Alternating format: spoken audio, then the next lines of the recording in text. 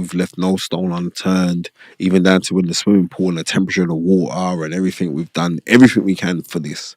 They did everything they can for this, and they came out second best. Right?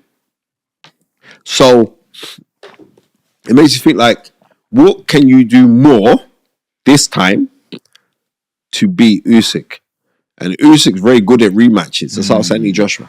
He's a good reader. Yeah, right. But in saying that, I believe if Tyson Fury did slight adjustments, he could win this fight. He ain't gonna win the fight excitingly. He's gonna win the fight technically boring.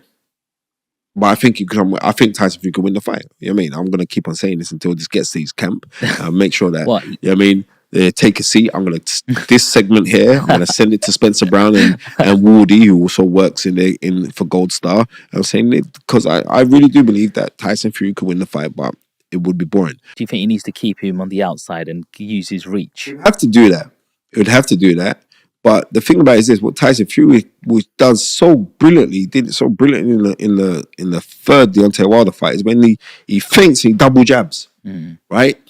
And I think he got taken away to think, right, I'm the bigger man, I'm just going to show you what time of day it is.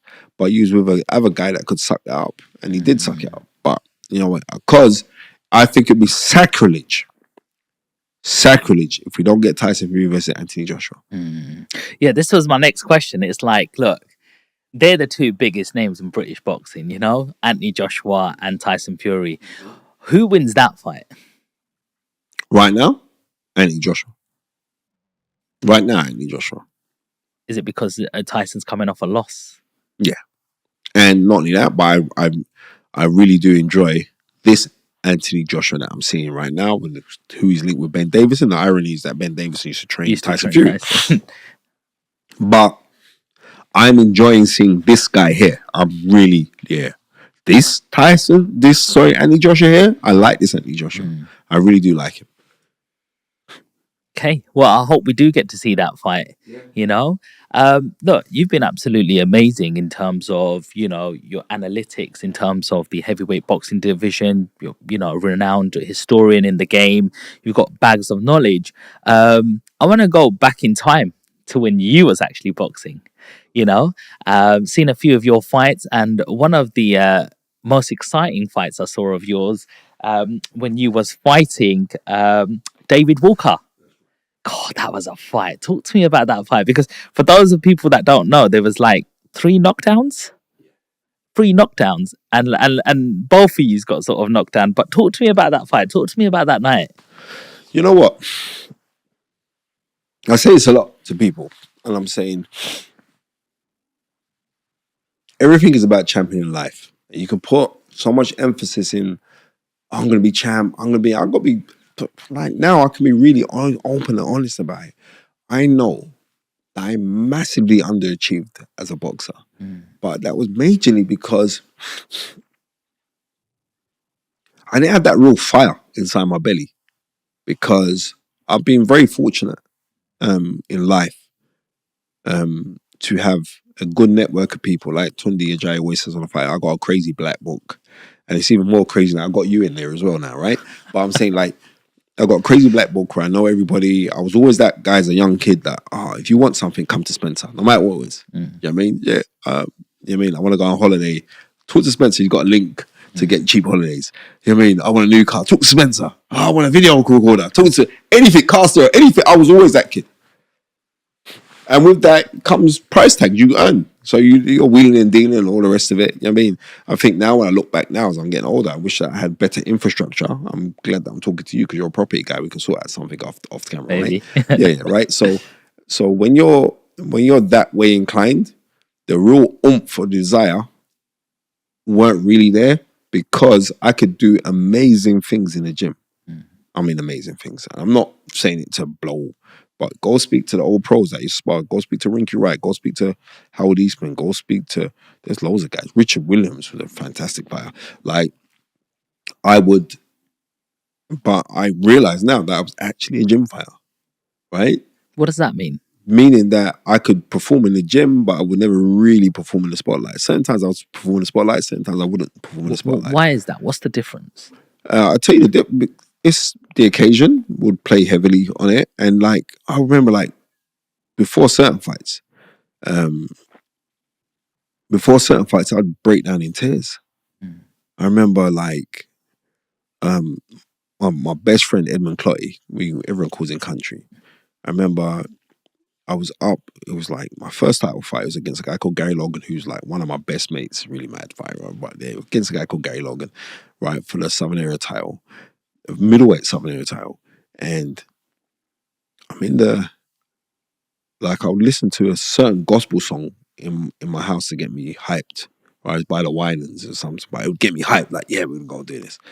And I remember being in my bedroom. This is the song Shadowboxing, and I played it, and I started crying. I was crying uncontrollably. I was just crying and crying and crying and crying and crying. And my mum comes up and she said, "What's the matter with you? You're gonna be good." And then she phones my mate Country, and he comes over. And he, "Come on, man, what's the matter? Come on, we're gonna do this. It's you. You're the spirit." That's what it was called then. You're the spirit. You're gonna do. And I was just crying uncontrollably. So I realized like with boxing, sometimes you gotta be detached from the dangers of the sport. Yeah. And I don't think I was really detached from the dangers of boxing. I'm not just talking about the physical danger, I'm talking about the mental danger. I wasn't detached from it. I was fully aware of the dangers. And it was also like with with anything that you're going after in life. If you're going after it, but you're going after it half-hearted, because I was that guy, I always used to get girls, right? It's not, no, I'm saying I always used to get the prettiest girls I would get. I mean, I always had flash cars. I always had those things. And it wasn't through the attributes of boxing, right? People thought it was from the attributes of boxing, but it actually wasn't from the attributes of boxing. And it was like, when you're that face, like, I was a name from secondary school. Everybody knew, oh, Spencer's the guy. So I've always had that. So, and if I look at guys who really made it, they weren't not the ones. They had something to really, really fight for. Do you know what I mean? And it's like, when I fought Dave Walker, I remember that was 5 million people watched that on BBC, right? It won fight of the year. Yeah, it was fight fight of of the the year. year. Fight of the year. And me and Dave Walker are really good friends. My mum passed away 2 years ago. And let me just say this before anything. Dave Walker came to my mum's funeral, right? And he brought my old boxing club, Lynn AC club captain, Harry Senior. He brought Harry Senior. Harry Senior, he had a really bad stroke, right? And he brought Harry because he's kind of like Harry's unofficial carer, right? And he brings Harry Senior there. Harry's at there, and everybody came to my mom's funeral. I mean, everybody. I was seriously, everybody came to my mom's funeral.